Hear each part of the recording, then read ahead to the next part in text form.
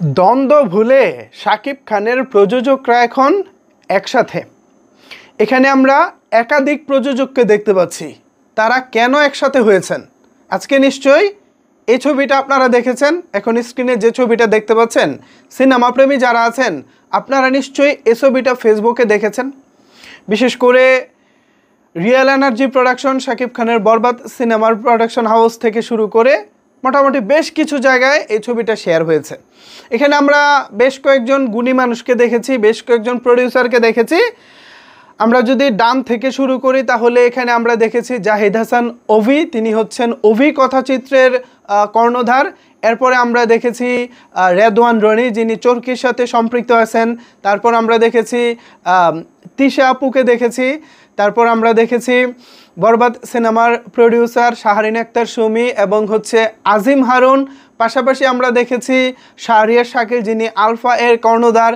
এরপর আমরা দেখেছি চক্কর সিনেমার পরিচালক প্লাস প্রযোজককে দেখেছি। টোটাল মানে যারা এখানে আছেন তারা সবাই এবারের ঈদের প্রডিউসার, অর্থাৎ গেল রোজার ঈদের যাদের সিনেমা মুক্তি পেয়েছে, যারা প্রডিউসার হিসেবে ছিলেন তারা এখানে মোটামুটি আছেন। এখন তারা একসাথে কেন হয়েছেন এটাই তো প্রশ্ন। এটা হয়েছে মূলত সিনেমা হল থেকে প্রযোজকরা যেভাবে লগ্নিটা ফেরত পান, একটি টিকিট থেকে যত টাকা পার্সেন্টেজ পান সেটা আসলে খুব একটা হচ্ছে না, ফেয়ারভাবে হচ্ছে না। যেমন ধরুন স্টার সিনেপ্লেক্সের 600 টাকার একটি টিকিট থেকে প্রযোজক পান মাত্র 172 টাকা বা 170 টাকা। 600 টাকার টিকিটে যদি প্রযোজক মাত্র 170 টাকা পান আর বাকি 430 টাকা যদি হল মালিক রেখে দেন, তাহলে ভাই প্রযোজক তিনি যে টাকা ইনভেস্ট করেছেন সেটা তিনি রিটার্ন করবেন কিভাবে? অন্যদিকে সিনেমা হলে, নর্মাল সিনেমা হলে 200 টাকার একটি টিকিট থেকে প্রযোজক সর্বোচ্চ 18 থেকে 30 টাকা পান, বাকি 170 টাকা রেখে দেন হল মালিক। এখানেও তো বড় ধরনের একটা ব্যবধান আছে। তো এই যদি ব্যবধান হয়, এমনিতেই তো আমাদের হল সংখ্যা কম, তো এই অল্প সংখ্যক হল থেকে কি সঠিকভাবে টাকা রিটার্ন করা সম্ভব? আরেকটা মজার ঘটনা দেখুন, স্টার সিনেপ্লেক্সের যে 600 টাকার টিকিটের কথা বলতেছি, এই 600 টাকার টিকিট থেকে 220 টাকা তারা এসি চার্জ এবং সার্ভিস চার্জ বাবদ রেখে দেয়। এইটা কোনো কথা? আপনি একটা হল দিয়েছেন, আপনার হলে তো আপনি এসি চালাবেন, তাই না? এখন সেই এসির টাকাটাও আপনি প্রযোজকের পকেট থেকে কাটতেছেন। Okay fine. যেখানে প্রযোজক ছবি বানিয়ে 170 টাকা পাচ্ছে না, সেখানে আপনি তার কাছ থেকেই এসি চার্জ হিসেবে 220 টাকা নিয়ে নিচ্ছেন। মানে এটা কেমন হচ্ছে, তাই না? এটা আসলে ফেয়ার হচ্ছে না।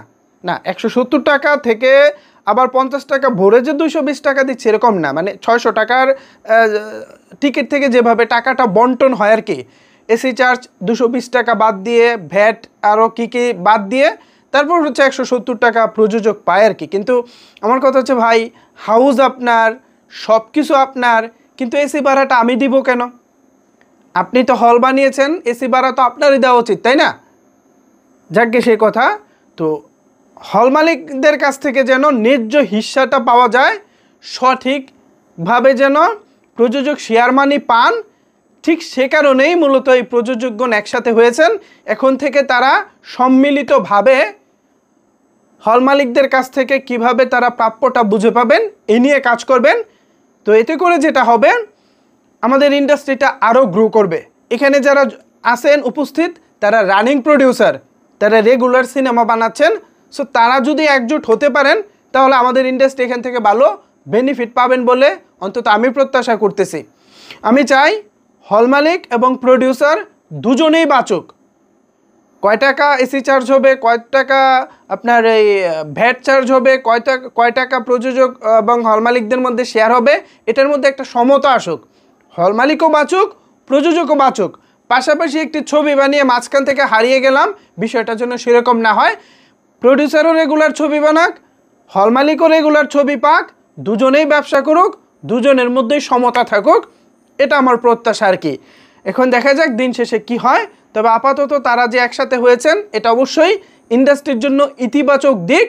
সিনেমার ফিল্ডে যে যার জায়গা থেকে কাজের মাধ্যমে প্রতিযোগিতা হোক, সিনেমার বাইরে যেন সবার মধ্যে একটা বন্ধুত্বপূর্ণ সম্পর্ক থাকে, সেটাই পার্সোনালি আমি চাই। এখন ভিউয়ার্স, আপনারা যারা আমার এই ভিডিওটি এই মুহূর্তে দেখতেছেন, আপনাদের মন্তব্য আসলে কি? এই যে ওনারা একসাথে হয়েছেন, এই বিষয়টিকে আপনারা কিভাবে দেখছেন জানিয়ে ফেলুন আপনার মন্তব্য নিচের কমেন্টস বক্সে। ধন্যবাদ সবাইকে এতক্ষণ আমার সাথে থাকার জন্য।